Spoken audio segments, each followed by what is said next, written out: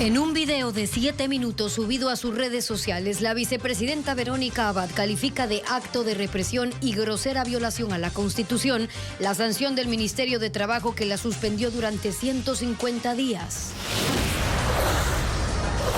Los asambleístas rechazan que el gobierno haya reemplazado a Verónica Abad en el cargo porque, según ellos, todo lo actuado es ilegal. El INAMI pronostica que esta semana no habrá lluvias en las zonas de las centrales hidroeléctricas y por ende la generación tenderá a disminuir. 5 provincias de la sierra están afectadas por racionamientos de agua potable debido a la sequía que en zonas de la SUAY llegó a 122 días sin lluvias. Arturo Félix, quien era ministro de Gobierno, fue enviado como consejero a la Embajada de Ecuador en Colombia y fue reemplazado por el abogado José de la Gasca. John Topic abre una convocatoria para designar a su reemplazo después de que el Tribunal Contencioso Electoral descalificó su candidatura. Israel endurece sus ataques en Medio Oriente que el fin de semana dejaron 80 muertos tras bombardeos en Líbano, Gaza y Siria. Buenas tardes, amigos, bienvenidos a Televistazo. Iniciamos con la información. Verónica Abad reacciona tras su suspensión del cargo de vicepresidenta de Ecuador por 150 días. Gaby. Hola, Estefi, amigos, buenas tardes. Abad ha calificado el hecho como un golpe de Estado.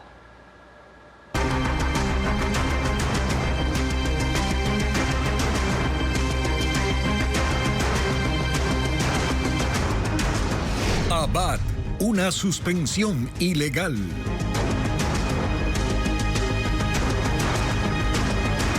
Verónica Abad solicitó la intervención de la Contraloría, la Fiscalía General del Estado y la Asamblea Nacional tras su suspensión del cargo. Calificó el hecho como un golpe de Estado.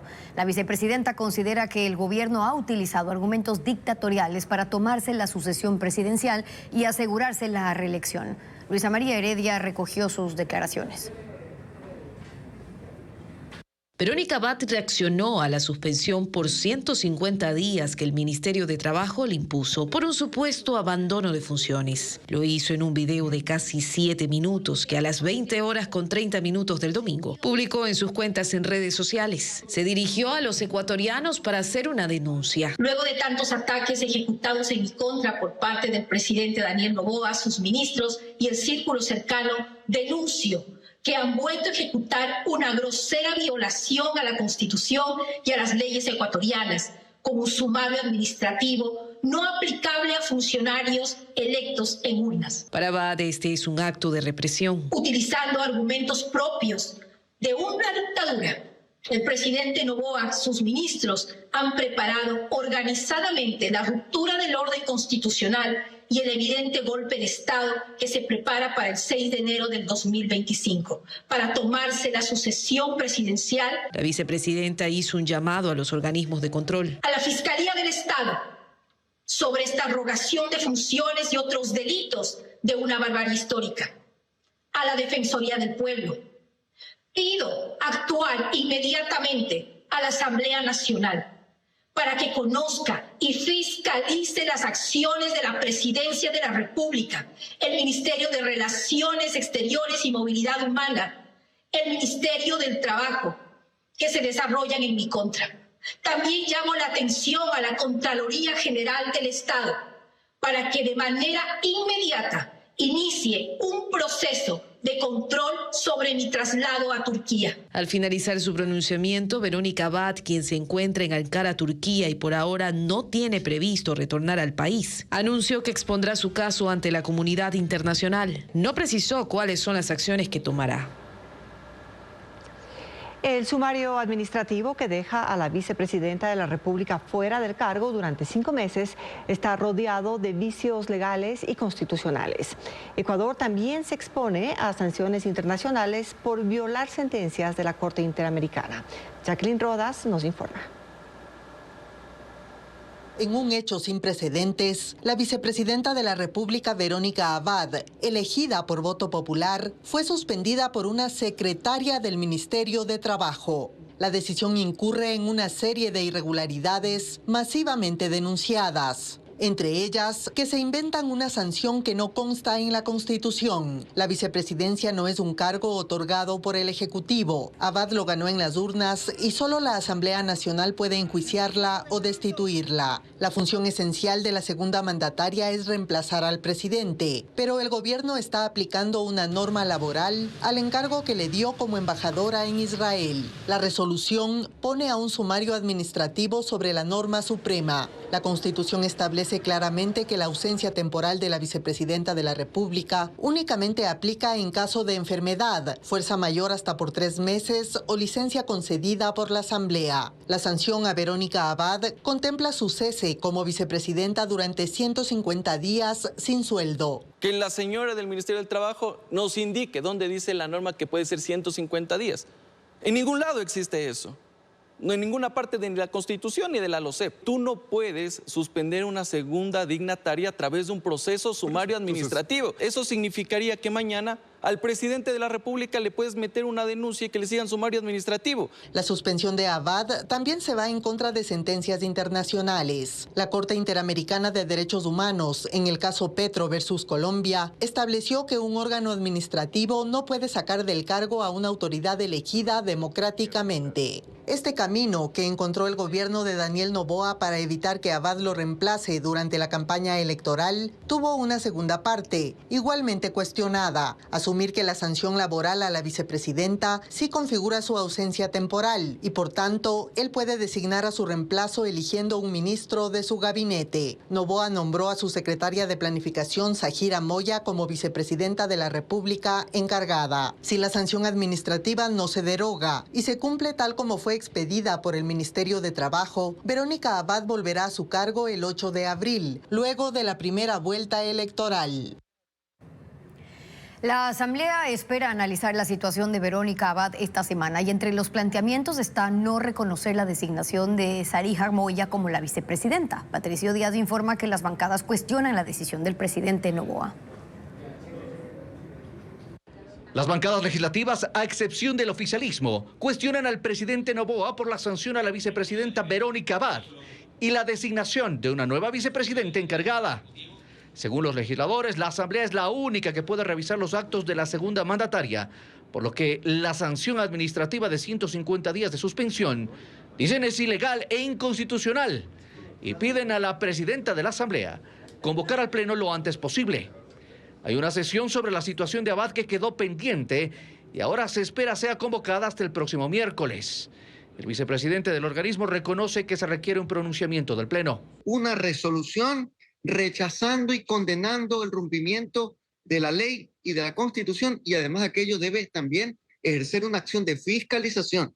En el correísmo plantean que entre los temas se trata de la designación que hizo el presidente de Zahira Moya como vicepresidenta encargada. Ratificar que la vicepresidenta en funciones es Verónica Abad.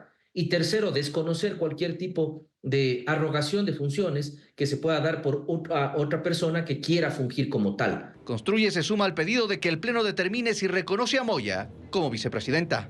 Esa decisión la toma la presidencia de la Asamblea y el Pleno de la Asamblea Nacional. Pero claramente hay que decirlo, no es legal. Y al no ser legal, no causa efectos jurídicos. Las bancadas aseguran que además de este pronunciamiento del Pleno, se debe iniciar un juicio político contra la ministra de Trabajo, Ivonne Núñez, por la decisión administrativa que tomó contra la vicepresidenta Verónica Abad. Y hace pocos minutos la presidenta de la Asamblea, Viviana Veloz, confirmó la convocatoria al Pleno para analizar la situación de la vicepresidenta Verónica Abad para este miércoles a las 15 horas.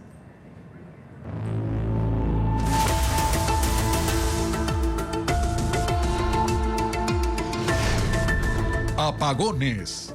La montaña rusa. La crisis energética deja $4.000 millones en pérdidas al sector productivo ecuatoriano. El 5% del empleo está comprometido. Esto según cifras preliminares del Comité Empresarial Ecuatoriano. Adriana Bermeo amplía la información. A $4.000 millones ascienden las pérdidas del sector productivo del país en un mes de apagones, desde el 23 de septiembre hasta finales de octubre, según los cálculos del Comité Empresarial Ecuatoriano. Precisa que ha disminuido en 20% sus ventas por 4 factores: producción perdida por suspensión en cadenas de frío, gastos logísticos adicionales y compra de generadores y diésel, suspensión o modificación en la planificación de la producción y en general porque la gente compra menos, la economía está contraída. A las pérdidas millonarias se añaden las de empleo. Hasta el momento se estima un 5% de pérdidas de plazas de trabajo, pero esa información aún está en análisis y en los próximos días se conocerá el dato exacto. Para aliviar estas pérdidas, el Comité Empresarial pide que se elimine la autorretención del impuesto a la renta de noviembre y diciembre. Son $300 millones para aliviar la situación del sector industrial. El presidente puede tranquilamente, a través de su Ministerio de Finanzas y del director del SRI, autorizar esto con un mero acto administrativo. Otro de los factores que afecta a la producción de las empresas es que no se cumplen los cronogramas de apagones publicados por el gobierno. La empresa eléctrica de Quito informó el sábado que la programación de los cortes de energía del 10 al 14 de noviembre era de hasta 24 horas. Finalmente, este horario no se ejecutó y se ajustó. El lunes y martes en la capital se aplicarán 2 horarios para el sector industrial, de 10 a 24 horas en Santa Rosa e Ingabajo y de 17 a 24 horas en Sangolquí. En Guayaquil se han dispuesto 6 horarios. Por día será un solo corte de 4 a 8 horas. En Cuenca los 2 días del apagón industrial será de 0 a 8 horas.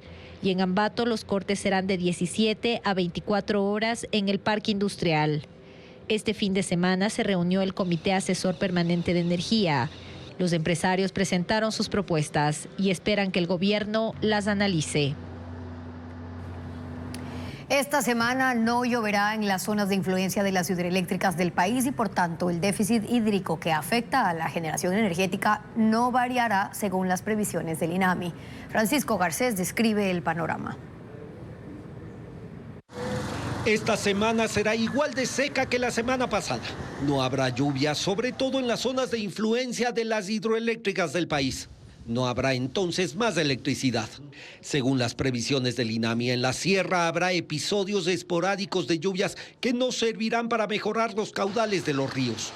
Las condiciones hasta el viernes son relativamente secas, eventos muy puntuales y el fin de semana un poco más de humedad, que va a ocasionar que en la región interandina se tengan días nublados o algunas lloviznas por ahí aisladas igual. Condiciones similares se verán en los próximos 15 días. Sí lloverá en la zona oriental, pero no cerca de la cordillera, en donde se encuentran las principales plantas de generación hídrica. Esperamos que para el próximo mes la configuración del viento ayude a que esta humedad que ingresa desde la Amazonía logre pasar al callejón interandino y pues que las precipitaciones se vayan dando o vayan aumentando paulatinamente. Eso es lo que nosotros esperamos. La situación seguirá siendo crítica en el complejo hidroeléctrico del río Pauté, donde según el gobierno todas las turbinas están operativas. La hidroeléctrica Mazar cumplió su segundo día apagada y pese a ello el nivel del embalse solo subió 50 centímetros en ese lapso. El plan de los técnicos es mantener la hidroeléctrica sin funcionar hasta que el embalse recupere por lo menos sus niveles mínimos de operación. Para ello, el nivel debe subir al menos 5 metros. La situación de ese embalse se refleja aguas abajo en las centrales Molino y Sopladora, que producen electricidad en las horas de mayor demanda, aunque solo 150 megavatios de los 1.500 que pueden producir en conjunto. No es diferente a la situación de Coca-Codo Sinclair, que apenas produce algo más de 400 megavatios de los 1.500 que puede generar. El domingo, esa hidroeléctrica trabajó con un caudal del río Coca de 85 metros cúbicos por segundo, cuando requiere de más de 220 para generar en buenas condiciones. Arturo Félix Wong fue sacado del Ministerio de Gobierno en medio de la crisis eléctrica. En Carondelet también analizan cambios en los ministerios de Energía y Secretaría de Comunicación. Diego Puente detalla las modificaciones dentro del régimen.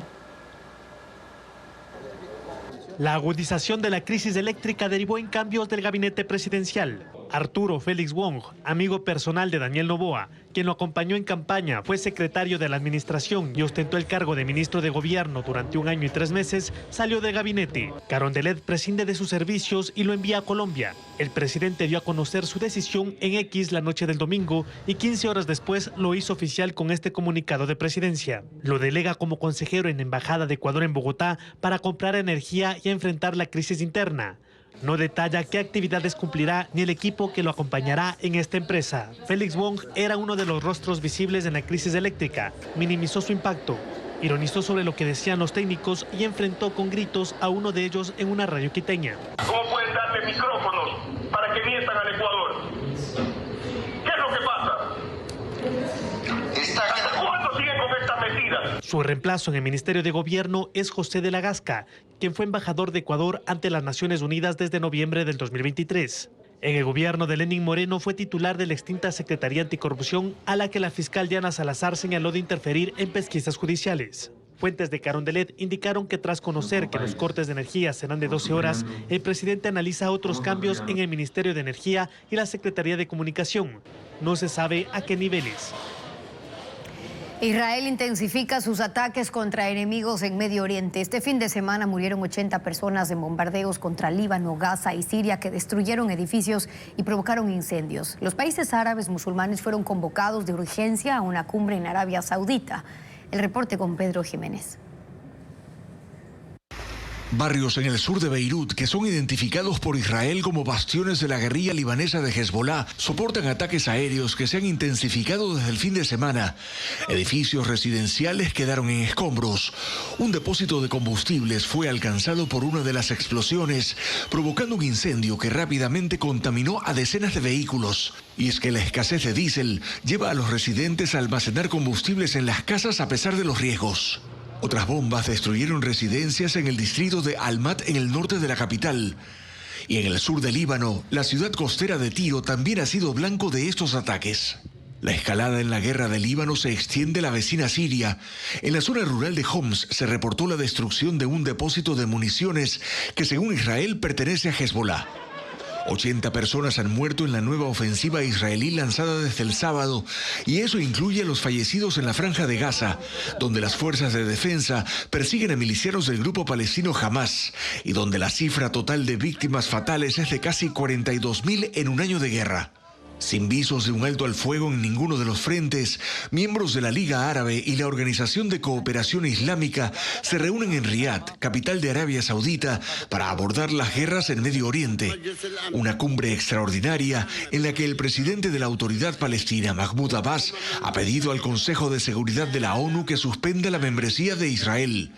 Por Líbano, el primer ministro encargado busca apoyos para movilizar y fortalecer la presencia del ejército libanés en el sur del país, y junto a una fuerza internacional mantener la paz en la zona hasta que se resuelva el conflicto. Una cumbre que aspira a concluir también emitiendo una resolución para frenar de inmediato las operaciones militares de Israel en Gaza y procurar la liberación de los rehenes que aún están en manos del grupo Hamas.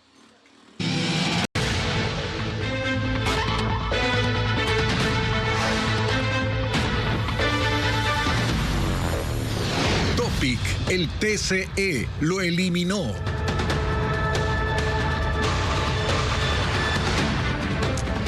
El fallo para sacar de la papeleta a Jan Topic se resolvió con el voto mayoritario de los jueces del Tribunal Contencioso Electoral, que con información del SRI, Sercop y la Super de Compañías, se convencieron de que el presidencial de Suma intentó transferir acciones de sus empresas a familiares para disimular los contratos con el Estado y poder ser candidato.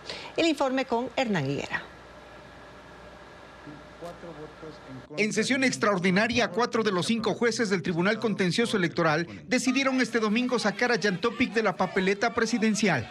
El juez Ángel Torres fue el ponente encargado de argumentar que el precandidato de Suma cae en la inhabilitación constitucional por mantener contratos con el Estado. Según el juez Torres, Topic, pese a sus intentos de transferir acciones de sus consorcios como Tránsito Segura de Manta, del que fue procurador hasta hace 4 meses antes de inscribir su candidatura, no logró desvincularse completamente de sus empresas. pese a dejar de tener representación legal de la compañía y haber supuestamente transferido sus acciones, el precandidato continúa ejerciendo el control efectivo de la empresa.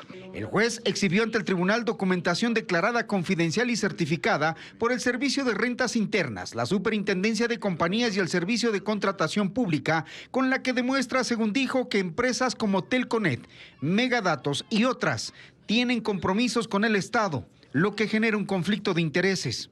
Negar la candidatura del señor Jan Tomislav Topic Feraud a la presidencia de la República del Ecuador y disponer al Consejo Nacional Electoral que concede el plazo legalmente dispuesto para que el Partido Sociedad Unida Más Acción Suma Lista 23 inscriba el reemplazo del candidato a la presidencia de la República rechazado. Un video de Topic asistiendo a reuniones hasta un mes antes de inscribir su candidatura fue parte de las pruebas que motivaron la sentencia. El voto en contra provino del juez Fernando Muñoz, quien calificó como inoficioso e incongruente el uso de la información de las entidades del Estado, porque para él la prohibición es clara.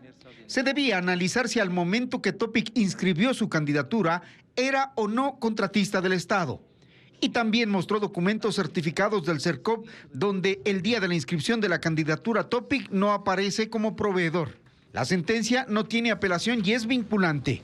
El borrador de este fallo se hizo público el sábado en redes sociales, lo que sirve como argumento al ex candidato Topic para pensar en una demanda por supuesto prevaricato contra el juez Torres. Pero el juez pidió investigar a sus colegas, a quienes pasó el borrador y sospecha que uno de ellos filtró el documento.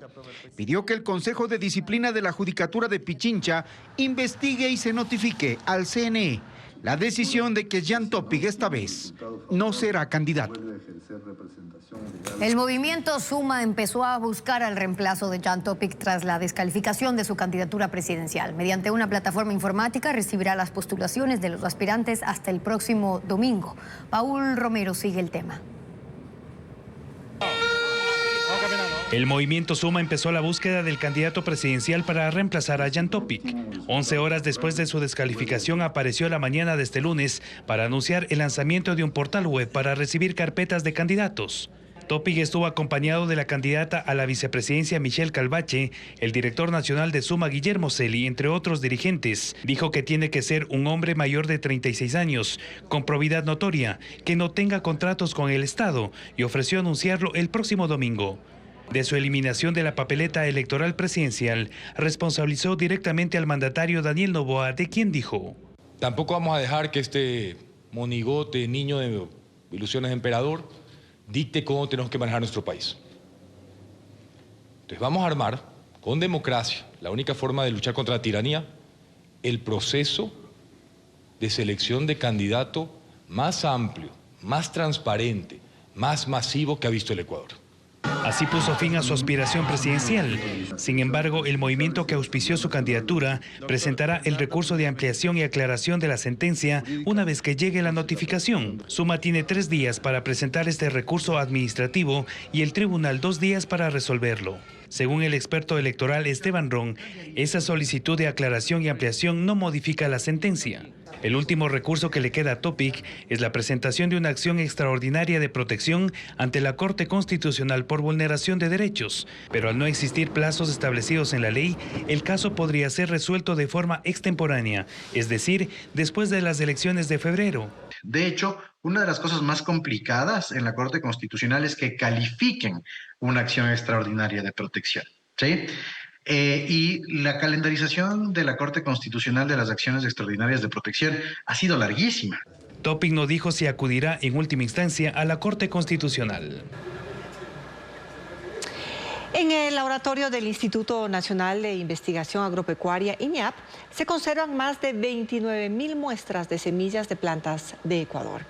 Los granos se almacenan en cámaras de frío para ser preservados durante 50 años o más.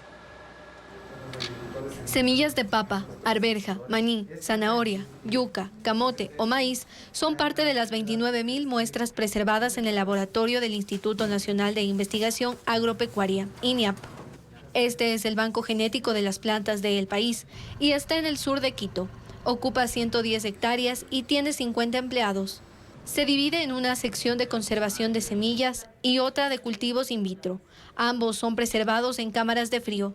está aquí casi toda la agrobiodiversidad de nuestro país. No queremos ser pesimistas, pero si algo pasa en nuestro país, de una catástrofe terrible, aquí están las semillas para volver a iniciar. Las semillas son recogidas en granjas. Los investigadores registran su peso, tamaño, forma y color. Luego las lavan. Una vez pesadas en grupos de 100, las llevan a una cámara de secado y control de humedad a 20 grados centígrados. 30 días después, se realizan pruebas de germinación. En cajas Petri, les ponemos a las semillas en estos germinadores, en el cual le damos condiciones adecuadas de humedad, temperatura y luz, y vemos qué porcentaje de germinación tiene. Como regla internacional de bancos de germoplasma, no solo en Ecuador, sino en el mundo, tiene que estar sobre el 85% de la muestra.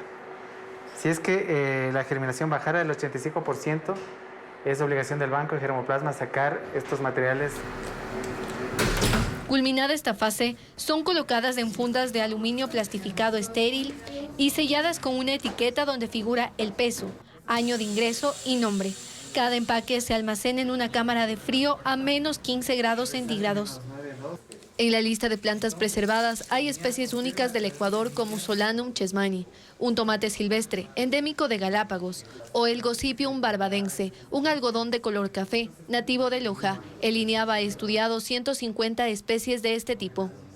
Lo mismo ocurre con otras semillas. La papa, por ejemplo, entre las variedades más populares está la chola, la chaucha y gabriela. En el INEAB nosotros hacemos un estudio de la diversidad genética y la conservamos en las mejores condiciones posibles para que las futuras generaciones puedan todavía disfrutar de esta diversidad genética.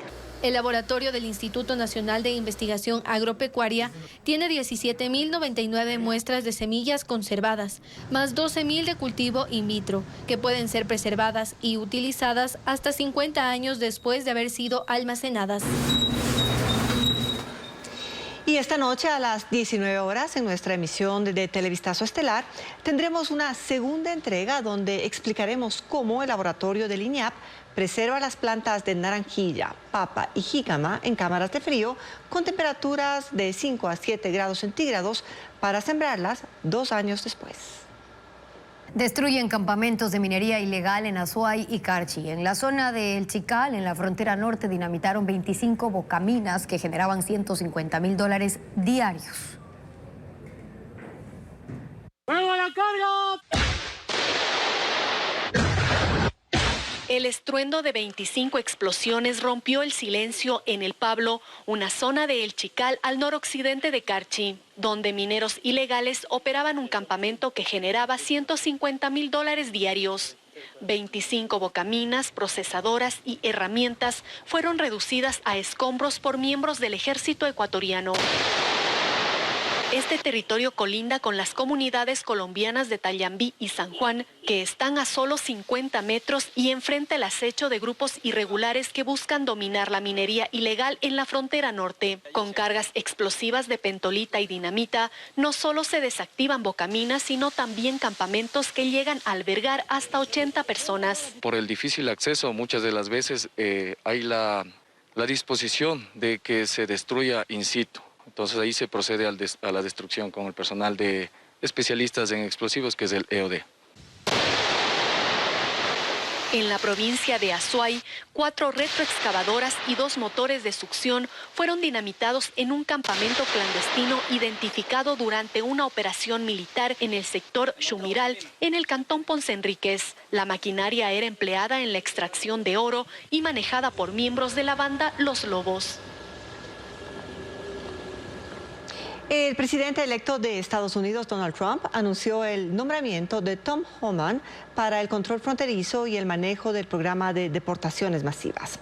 Homan, de línea dura, fue el director del Servicio de Inmigración y Aduanas en la primera administración de Trump.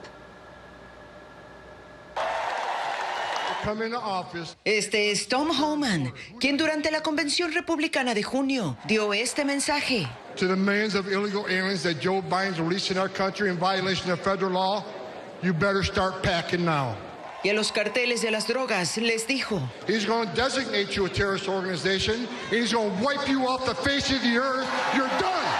You're done. Este domingo, Donald Trump anunció en redes sociales que Homan tomará el control de todas las fronteras del país. Me complace anunciar que el exdirector del ICE y fiel defensor del control fronterizo, Tom Homan, se unirá a la administración Trump para encargarse de las fronteras de nuestra nación.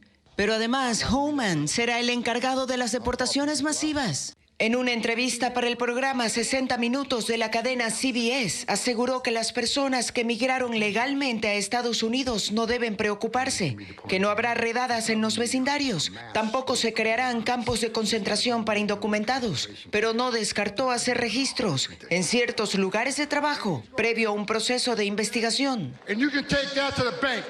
Homan fue oficial de la policía, agente de la patrulla fronteriza y agente especial del antiguo Servicio de Inmigración y Naturalización. Fue director de ICE, el Servicio de Inmigración y Aduanas, en el primer mandato de Trump y artífice de la polémica ley de separación de familias, medida que se justificaba en el hecho de que los padres quebrantaron la ley al cruzar la frontera. Cuba fue sacudida por dos movimientos telúricos con 1 hora de diferencia, sentidos en gran parte de la isla. Hay informes de daños menores, pero ninguna persona resultó herida. Los residentes están conmocionados por los sismos después de semanas de huracanes y apagones.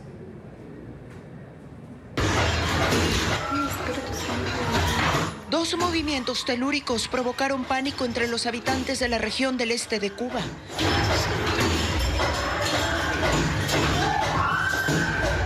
El primer sismo de magnitud 5,9 ocurrió a las 11 de la mañana del domingo y con epicentro a 35 kilómetros del municipio Bartolomé Mazó, a una profundidad de 14 kilómetros.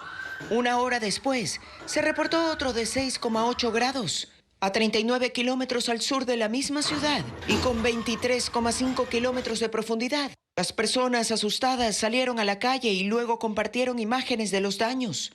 Edificios quedaron con grietas en las paredes, muros de casas se derrumbaron y los escombros quedaron esparcidos por el suelo. Hasta el momento no existen reportes de fallecidos o heridos. Los residentes están conmocionados por los sismos después de semanas de huracanes y apagones. Estas sacudidas no se sintieron en La Habana y las ondas sísmicas llegaron hasta el sur de Florida. Más de 1000 mariachis se dieron cita en el Zócalo de la Ciudad de México para romper el récord de más mariachis interpretando al unísono Cielito Lindo. Los músicos que participaron formaban parte del Congreso de Mariachis realizado en esa ciudad.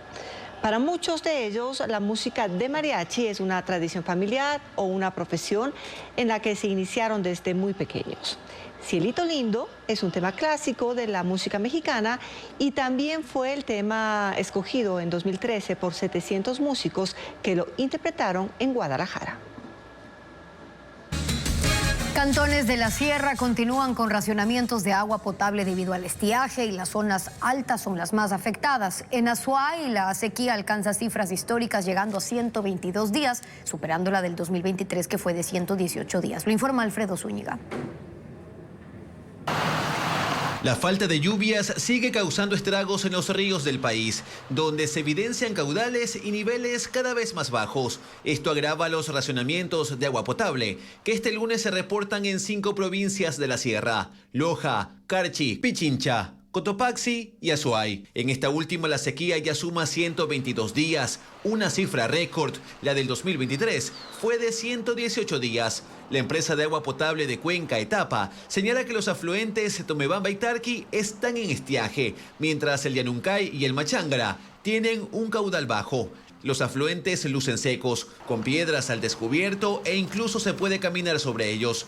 Las zonas altas de la ciudad sufren las consecuencias, con cortes de agua potable de 6 a 8 horas en las parroquias rurales Baños, El Valle y Turi, afectando a 8.400 familias. Etapa llamó a un uso responsable del recurso a los ciudadanos, porque el panorama para los próximos días complica la captación. En Loja los horarios de cortes varían por sector entre las 2 de la tarde y 6 de la mañana del día siguiente, mientras en Catamayo tienen hasta 11 horas de cortes diarios. En La Tacunga los racionamientos de agua ocurren entre las 6 de la mañana y las 10 de la noche, mientras en Tulcán, capital de Carchi, sufren el mismo problema. Racionamientos cada 48 horas de 11 de la noche a 5 de la mañana. Los cortes también alcanzan a las parroquias ubicadas en las zonas altas de Quito y el servicio se interrumpe hasta por 11 horas según el sector. Pero el panorama podría empeorar. El alcalde Pavel Muñoz convocó para esta tarde al comité de crisis y no descartó hacer cortes de 1 o 2 horas en los próximos días. Una exposición de arte en Quito, una comedia que es parte de la cartelera de Pop-Up Teatro Café en Guayaquil y un show de danza como parte de la agenda del Festival de Artes Vivas de Loja son las actividades de esta semana. Estefanía Arias con la agenda cultural.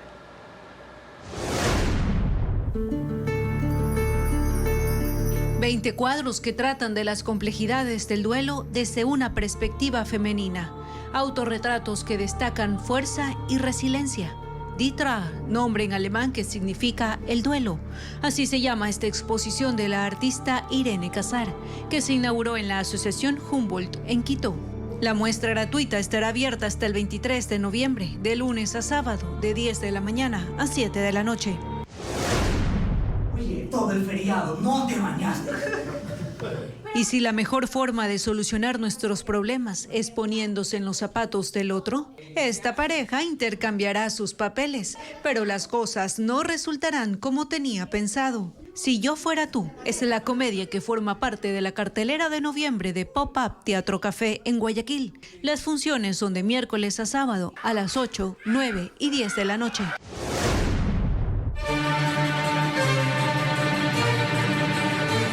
Una experiencia visual, auditiva y corporal. Ecos, Cuerpos Sensibles, es uno de los espectáculos del Festival Internacional de Artes Vivas de Loja, que se presentará en el Centro Cultural Alfredo Mora Reyes de esa ciudad. La función será el viernes 15 a las 10 de la mañana y 6:30 de la tarde.